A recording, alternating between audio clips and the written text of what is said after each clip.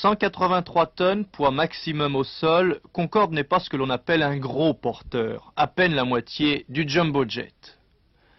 Mais au décollage, Concorde ne peut pas arracher plus de 181 tonnes, donc il dispose de 2 tonnes de carburant pour se mettre en piste, se lancer à près de 400 km/h et enfin quitter le sol.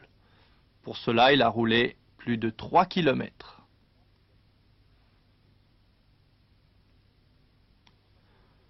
À partir de ce moment, Concorde monte à 25 mètres par seconde jusqu'à 17-18 km d'altitude. Dans la cabine de pilotage, 3 membres d'équipage. À l'avant, côte à côte, le pilote et le copilote. Derrière, devant son panneau d'instruments, le navigateur.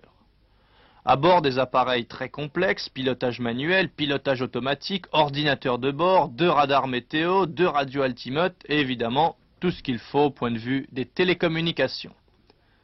Arrivé à 55 000 pieds, donc entre 17 et 18 km, Concorde vole normalement à plus de 2000 km à l'heure, Mach 2,05 comme disent les spécialistes. Il peut parcourir une distance de 6500 km avec les réserves nécessaires pour se dérouter, en cas de mauvais temps sur l'aéroport de destination par exemple.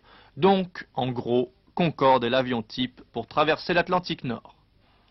Les passagers ne seront pas très nombreux, 100. Dans cette cabine de 35 mètres de long, dont la hauteur de plafond au centre est inférieure à 2 mètres.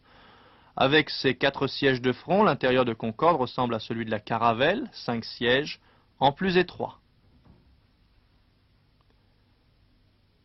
À l'atterrissage, Concorde est beaucoup plus léger, 111 tonnes au maximum, et il arrive à près de 300 km à l'heure.